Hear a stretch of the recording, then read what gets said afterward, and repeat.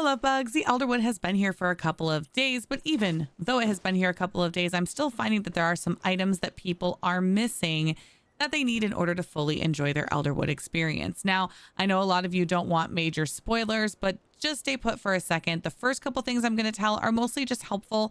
They aren't really spoilers that spoil any kind of storyline. And then once I head into the Elderwood to show some of the spoilery things, I will let you know so that you can end the video. Okay, deal. First off, you may have noticed the cute outfits in the premium store, but did you see the free stuff that we got? Right at your wardrobe, if you head into the hairstyles, you can find that we have 2 brand new long hairstyles that we did not have before.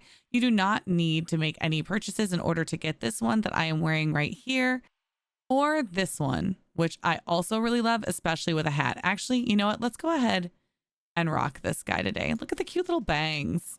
You may also notice that we have way more hair colors than we did before. They added several new shades and different kinds of hair colors for us, which again can be tinted into those primary color and secondary colors. You can even change your eyebrow color and add different hair dye patterns. Another tab you may not have noticed if you jumped directly into the Elderwood is the makeup tab.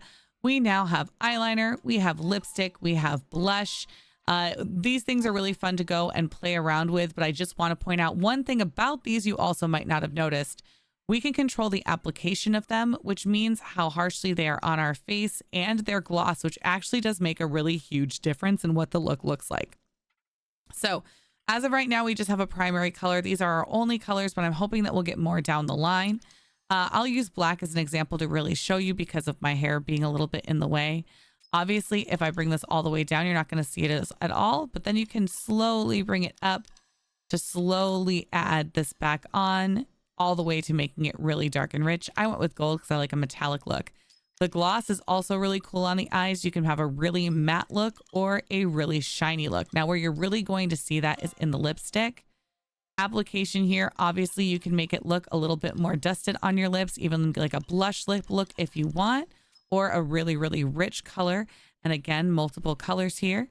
And then the gloss makes a huge difference on the lip. Obviously, I'm wearing a super matte lip here, but I can make this like a nice light regular lipstick or a full on juicy gloss. And it's just kind of crazy how much of a difference that makes, which I'm really grateful to them for because it just allows more customization for your character.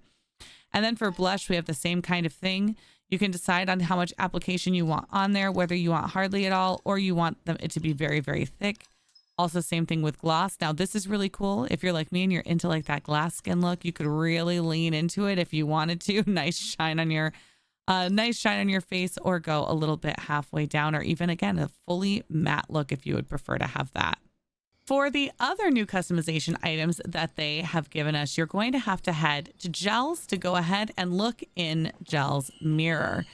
Now, I already did this, so I'm not going to be able to pull it up because as you see here, I have 4 days and 2 hours before I'm going to be able to change my character appearance again. But we do have new skin tones, so definitely come by and see if there is a skin tone in Gel Shop that more appropriately suits you and your character.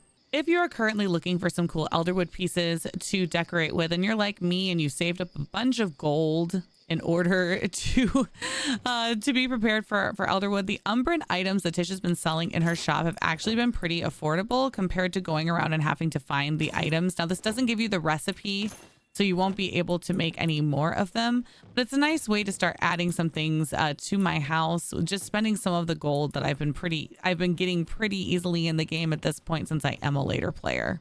And if you head down to Zeki's shop, you might find yourself a new rug. There are also new materials that need to be turned into other materials in the game. And if you're following what all of that means, it means you're gonna have to talk to a couple other of our members, one of them being Ashura. Go into Ashura's guild store, and when you scroll down for the first time, you're going to run into the recipe for ancient wood planks, which are going to allow you to actually turn your ancient wood into ancient wood planks. And the other person with a couple of recipes ready for you is Hadari. Been missing you. Oh, well, thanks. I was trying to just access your guild store, but that's okay too. We have 2 new materials in the Elderwood that Hadari is curious about, including white stone and has given us the recipe for the white stone slab. So if you're looking to make those, you'll need that recipe. And then we also got a new metal and a huge overhaul, honestly, of the entire way that everything works for mining. Platinum bars is the new metal material, like specialty material that we are getting from platinum nodes in Elderwood. And if you want to make those bars, you're going to need to buy this recipe for 5,000 gold. Alrighty, folks, now I'm in the Elderwood. I'm not going to be telling you really any storyline spoilers, but I am going to be giving away some Elderwood spoilers. So if you want to explore this zone by yourself and not have stuff ruined for you, I suggest go ahead and head on out now, kid, and I will see you later. But if you're still here, I have a couple things to show you that are right over here by this fast travel point. The first being, obviously, you know that we can find different items around the Elderwood and learn those recipes by giving infected essence to a lovely little pixie. I just wanted to point out that they also have an audio cue. So even if you aren't able to get the item right now, if you see it while you're out running around, make sure that you at least inspect it. If you inspect it, it will now show up on your map.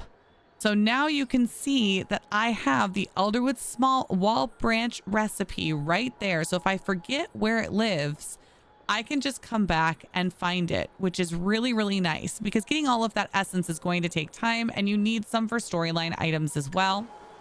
Secondly, you'll notice there on that branch, we've got some honey. Let me grab a nice low little arrow. I'm going to nail that guy. Come on over, get myself some honey. Ooh, and use the snowballs apparently to try and catch a bee. So not only did I have a bee fall out, I also was able to get some honey. Now the bee is just a Bahari bee, so it is not a new bee that you need to collect if you've already collected all of the bees, but it is a nice way to be able to get them. It's also not the only shootable in the trees. You can also see a giant nut growing off of some of the trees. Those are coconuts. I'm trying to remember what they're called. Look, all of this is so new for me too, y'all. I'm going to get shot at by these guys because I'm looking in trees for nuts that might not be there. Oh, there's one right there. Perfect. I'm going to shoot that guy out of the tree. And there I go, coconut. And now I have some coconuts. Very exciting. Don't also forget about the beans that you need to find for some of the storyline, but also that you can use to grow on your plot.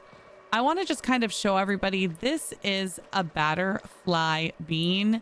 They don't look like beans, and I feel like that's throwing everyone off. This is what they look like in the game. Sometimes they're corrupted, of course, and then that's going to be a different situation. But they look more like a flower than they look like beans. Now, the big trick with them is they're always going to be growing like at the trunk of a big tree.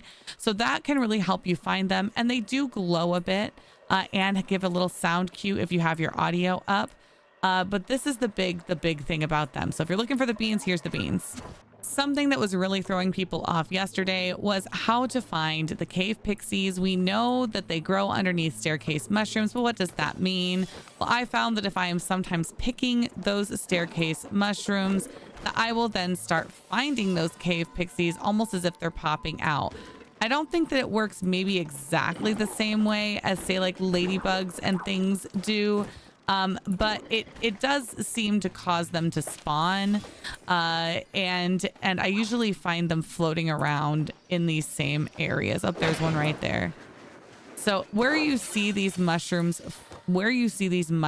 at specifically in caves, if you aren't seeing the cave pixies, just run in these areas and start picking the mushrooms, and then they started spawning for me. So I'm still not 100% convinced that I'm causing them to spawn, or if they just happen to be in the places where those mushrooms are, but it also kind of seems like it. So until it's confirmed or denied, go ahead and give a little pick. Another thing you may or may not have noticed are these little mounds of dirt and stone and gems, it looks like, just floating around the map. These are actually really important to the storyline, the artifact and relic system. So when you see them, what you're going to need to do is pull out that hoe. These are items that you hoe. Now I have already hoed this one, so I'm not going to get anything from it again. But it is going to give you an item that I won't tell you what it is, just in case you don't want the spoiler. But when you see these dirt mounds, go hoe them. Secondly, something that I have noticed, and I guess this will be kind of our last tip for now. I noticed that sometimes when these are here, the bouncy shrooms, sometimes, sure, they're just for verticality. They're just to be able to like get us, give us movement to get around the map. But every once in a while, they're to get you up onto something that maybe you wouldn't have been able to get up onto without having the help of a little bouncy shroom. Because maybe there's something hidden up where the bouncy shroom is. And the devs are maybe giving you a hand. So, hint, hint, nudge, nudge, go bounce on some shrooms. Okay, I love you so much and I'll see you soon. Bye-bye.